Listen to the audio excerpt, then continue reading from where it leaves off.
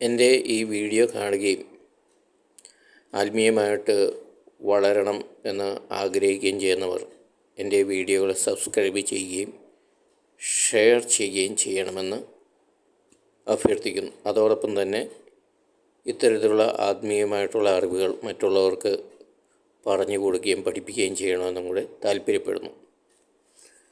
എഫേസോസ് 4:18 ഹൃദയകാഠിന്യ നിമിത്തം അജ്ഞത ബാധിച്ച അവർ ബുദ്ധിയിൽ അന്ധകാരം നിറഞ്ഞ് ദൈവത്തിൻ്റെ ജീവനിൽ നിന്ന് അകറ്റപ്പെട്ടിരിക്കുന്നു. ഹൃദയകാഠിന്യ നിമിത്തം അജ്ഞത ബാധിച്ച അവർ ബുദ്ധിയിൽ അന്ധകാരം നിറഞ്ഞ് ദൈവത്തിൻ്റെ ജീവനിൽ നിന്ന് അകറ്റപ്പെട്ടിരിക്കുന്നു. അപ്പോൾ ഇന്നത്തെ സാഹചര്യത്തിൽ എല്ലാ മനുഷ്യരുടെയും, പ്രത്യേകിച്ച് ആത്മീയ ജീവിതത്തിൽ മുന്നേറുന്ന അല്ലെങ്കിൽ അങ്ങനെയൊക്കെ ആത്മീയമായിട്ട് ജീവിക്കണമെന്നൊക്കെ ആഗ്രഹിക്കുന്ന മനുഷ്യരുടെ ഏറ്റവും വലിയ പ്രധാന വിഷയം എന്ന് പറയുന്നത് ഹൃദയകാഠിന്യമാണ്. ഈ ഹൃദയകാഠിന്യം എന്ന് പറഞ്ഞു കഴിഞ്ഞാൽ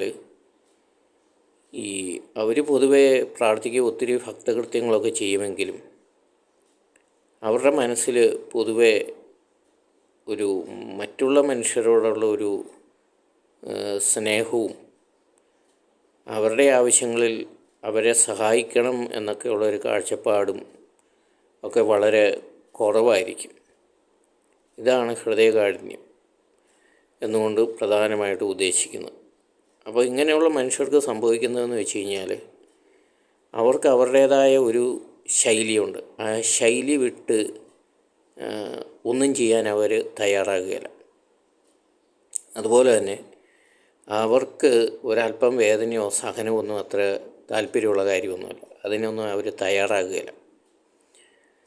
അപ്പോൾ അവരിങ്ങനെ ഈ പ്രാർത്ഥനയുടെയും ഇങ്ങനെയുള്ള കാര്യങ്ങളുടെയൊക്കെ പുറകെ പോകുന്നതിന് പിന്നിൽ ഒരു കാര്യമെന്ന് വെച്ച് കഴിഞ്ഞാൽ അവർക്ക് ഇങ്ങനെയൊക്കെ ചെയ്യുമ്പോൾ ഒരു പ്രത്യേക ഒരു ആത്മീയമായിട്ടൊരു സുഖമുണ്ട്. ഇപ്പോൾ എൻ്റെ അടുക്കൽ ചില മനുഷ്യർ വെറുതെ വന്നിരുന്ന് വർത്താനം പറയാൻ ഇഷ്ടപ്പെടുന്നുണ്ട്. എന്തുവെന്ന് വെച്ച് കഴിഞ്ഞാൽ അങ്ങനെ സംസാരിച്ച് ഇങ്ങനെ ഇരിക്കാൻ ഒരു പ്രത്യേക, പലരും പറയുന്ന ഒരു പ്രത്യേക സുഖമുണ്ട്, ഒരു സമാധാനമുണ്ട് എന്നൊക്കെ പറയും. എന്നാൽ ഈ മനുഷ്യരാരും ഞാൻ പറയുന്ന കാര്യങ്ങൾ അങ്ങനെ പൊതുവെ ചെയ്യാനൊക്കെ ഒത്തിരി വലിയ മടിയാണ്. അല്ലെങ്കിൽ ബൈബിള് വായിക്കുന്നതൊക്കെ പറഞ്ഞാൽ അതൊക്കെ ചെയ്യാൻ വലിയ മടിയാണ്. അതേസമയം ഇങ്ങനെ വെറുതെ വർത്താനം പറഞ്ഞ് കേട്ടിരിക്കാൻ ഭയങ്കര ഇഷ്ടമാണ്. അപ്പോൾ ഇങ്ങനെ ഇഷ്ടപ്പെടുന്നതിന് പിന്നിൽ ഞാൻ പറയുന്ന കാര്യങ്ങൾ അല്ലെങ്കിൽ എൻ്റെ സംസാരം കേൾക്കാൻ ആളുകൾ ഇഷ്ടപ്പെടുന്നുണ്ടെങ്കിൽ അതിന് പിന്നിലെ കാരണം വേറൊന്നുമല്ല. ഞാൻ കഠിനമായിട്ട് പ്രാർത്ഥിക്കുകയും കണ്ടമാനം അല്ലെങ്കിൽ വളരെ കഷ്ടപ്പെട്ട് വളരെ നാളുകൾ ബൈബിൾ വായിക്കുകയും ധ്യാനിക്കുകയും ചെയ്തതിൻ്റെ ഒരു ഫലമാണത്. ശരിക്കും കഷ്ടപ്പെട്ടിട്ട് തന്നെയാണ്. അപ്പോൾ ഇത്തരത്തിലുള്ള ഒരു കഷ്ടപ്പാട്, ഒരു ത്യാഗം അവരിൽ നിന്ന് ആവശ്യപ്പെടുമ്പോൾ അവർക്കത് താല്പര്യമില്ല. താല്പര്യമില്ല എന്ന് പറയുമ്പോൾ അതിൻ്റെ പിന്നിൽ അങ്ങനെ ചെയ്യാൻ അവർക്ക് മനസ്സില്ലാത്തതിൻ്റെ കാരണം അങ്ങനെയൊക്കെ ചെയ്യുമ്പോൾ അവർക്ക് പലതും ഉപേക്ഷിക്കേണ്ടി വരും. ഉപേക്ഷിക്കേണ്ടി വരുമ്പോൾ അവർക്ക് പലതും നഷ്ടങ്ങളുണ്ടാവും. അതൊന്നും നഷ്ടപ്പെടാനോ അവർക്ക് നഷ്ടങ്ങളുണ്ടാകാനോ സഹിക്കാനോ അവർക്ക് താല്പര്യമില്ല. അപ്പോൾ അതുകൊണ്ടാണ് പറഞ്ഞത് ഇതൊക്കെയാണ് ഹൃദയകാഠിന്യം എന്ന് പറയുന്നത്. എന്ന് വെച്ച് കഴിഞ്ഞാൽ നിത്യജീവനെ പ്രതി അവർക്ക് ഇപ്പോഴുള്ള ആ ഒരു അവരുടെ സുഖങ്ങളും അവരുടേതായ നേട്ടങ്ങളൊന്നും ഉപേക്ഷിക്കാനോ ലാഭങ്ങളൊന്നും ഉപേക്ഷിക്കാനോ അവർക്ക് താല്പര്യമില്ല. അപ്പോൾ ഇങ്ങനെയൊക്കെ അവരെ പ്രേരിപ്പിക്കുന്നതിന് പിന്നിലെ കാരണം ഹൃദയകാഠിന്യമാണ്. ഈ ഹൃദയകാഠിന്യം പൊതുവെ കണ്ടിരിക്കുന്നത് ഈ പാരമ്പര്യത്തിൽ നിന്നാണ്. ഹൃദയകാഠിന്യം പൊതുവെ മനുഷ്യരിൽ പിടിമുറുക്കിയിരിക്കുന്നത്.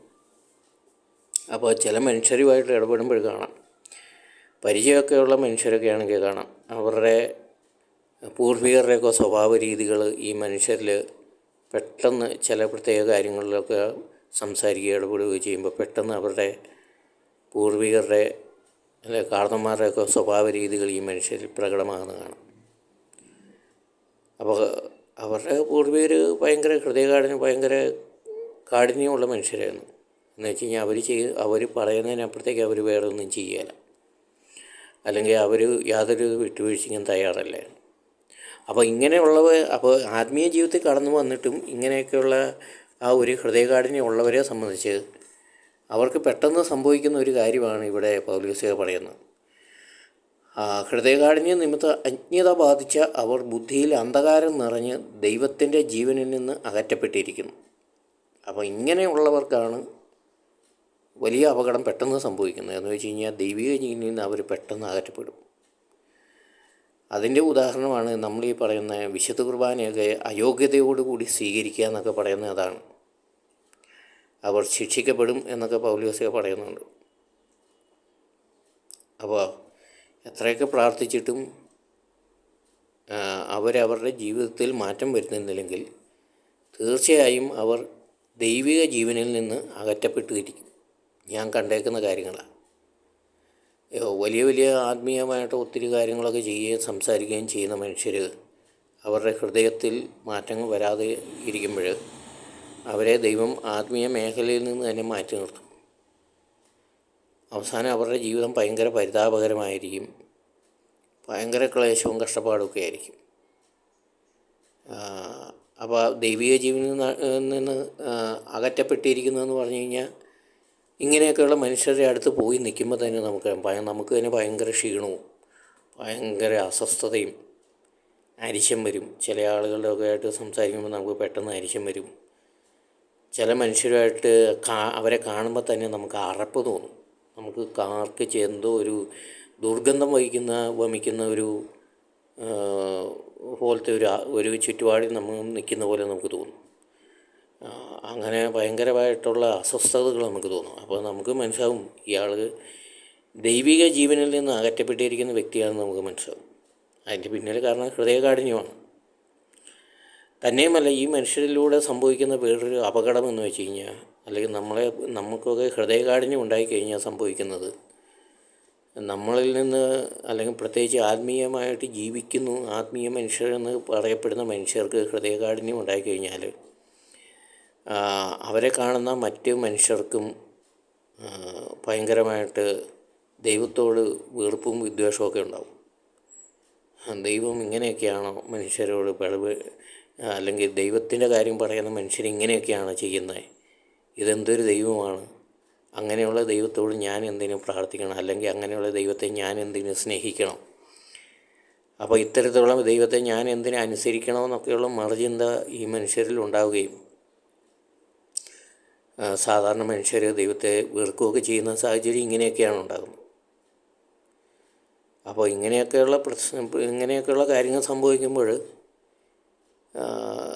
ഈ ഹൃദയകാഠിന്യമുള്ള മനുഷ്യർ പെട്ടെന്ന് ദൈവിക ജീവനിൽ നിന്ന് അകറ്റപ്പെടുകയും അവരുടെ ജീവിതാന്ത്യം ഭയങ്കര പരിതാപകരമൊക്കെ ചെയ്യുകയും ചെയ്യും. ഒത്തിരി പല സംഭവങ്ങളും എനിക്കറിയാം. അപ്പോൾ നമ്മൾ എപ്പോഴും പരിശോധിക്കേണ്ട ഒരു കാര്യമാണ്, നമ്മളിപ്പോഴും ജീവിക്കുന്ന ഹൃദയകാഠിന്യം കൊണ്ടാണോ? മറ്റുള്ളവരോട് ഒരു വിട്ടുവീഴ്ചയും ഒരു മര്യാദയും സ്നേഹവും ഇല്ലാത്ത മനുഷ്യരാണെങ്കിൽ തീർച്ചയായും നമ്മൾ ഹൃദയകാഠിന്യമുള്ളവരാണ്. അപ്പോൾ അതിൻ്റെ പരിണിത ഫലമായിട്ട് നമുക്ക് നമ്മുടെ ആത്മാവ് പോലും നഷ്ടപ്പെടും. അല്ലെങ്കിൽ നമ്മൾ ചിലരെങ്കിലും ശുദ്ധീകരണ സ്ഥലത്തിൽ ദീർഘനാൾ കഷ്ടപ്പെടേണ്ടി വരും. ചിലരെയൊക്കെ ദൈവം ഈ ഭൂമിയിൽ തന്നെ വെച്ച് വിശുദ്ധീകരിച്ച് ഇങ്ങനെ ഒരുവിധം പാകപ്പെടുത്തിയെടുക്കുന്നത് ഞാൻ കണ്ടിട്ടുണ്ട്. വേറെ ചിലരെ ദൈവം ഈശോ ഇങ്ങനെ നിന്ന നിപ്പിലങ്ങ് കൊണ്ടുപോവുകയും ശുദ്ധീകരണ സ്ഥലത്ത് വളരെയധികം പീഡ അനുഭവിക്കുകയും ചെയ്യുന്ന ഒരു സാഹചര്യം ഉണ്ടാകുന്നുണ്ട്. ചിലരെ സംബന്ധിച്ച് നിത്യനാശം, അതായത് നരകത്തിൽ ചെന്ന് വീണിട്ടുമുണ്ട്. അപ്പോൾ നമ്മൾ എപ്പോഴും ചിന്തിക്കേണ്ട ഒരു വിഷയം, എൻ്റെ ഹൃദയം കഠിനമാണോ, അല്ലെങ്കിൽ ഞാൻ ഹൃദയകാഠിന്യമുള്ള ഒരു മനുഷ്യനാണോ എന്നാണ്. അത് പ്രധാനമായിട്ടും കടന്നു വരുന്നതിൻ്റെ പ്രധാന വഴികൾ എന്ന് വെച്ച് കഴിഞ്ഞാൽ, ഒന്ന് പാരമ്പര്യത്തിലൂടെ കടന്നു വരും, മറ്റൊന്ന് നമ്മുടെ ജീവിത സാഹചര്യം കൊണ്ട് നമ്മൾ ഹൃദയകാഠിന്യമുള്ളവരായിത്തീരും. അപ്പോൾ എന്ത് തന്നെയാണെങ്കിലും അതൊരു ആത്മീയ ആത്മീയ മനുഷ്യനെ സംബന്ധിച്ച് അത് നല്ലതല്ല. അത് അവൻ്റെ ഈ ഹൃദയകാഠിന്യം അവൻ്റെ ആത്മാവിനും ജീവിതത്തിനും നിത്യജീവനൊക്കെ ഭയങ്കരമായിട്ട് ഭീഷണിയും വെല്ലുവിളിയും ഒത്തിരി അപകടം വരുത്തുന്ന ഒരു കാര്യവുമാണ്. അതുകൊണ്ട് ഹൃദയകാഠിന്യം നമുക്ക് നമ്മളിൽ നിന്ന് നീക്കിക്കളയാം. അതിനുവേണ്ടി ഈശോയോട് നമുക്ക് പ്രാർത്ഥിക്കുകയും ചെയ്യാം.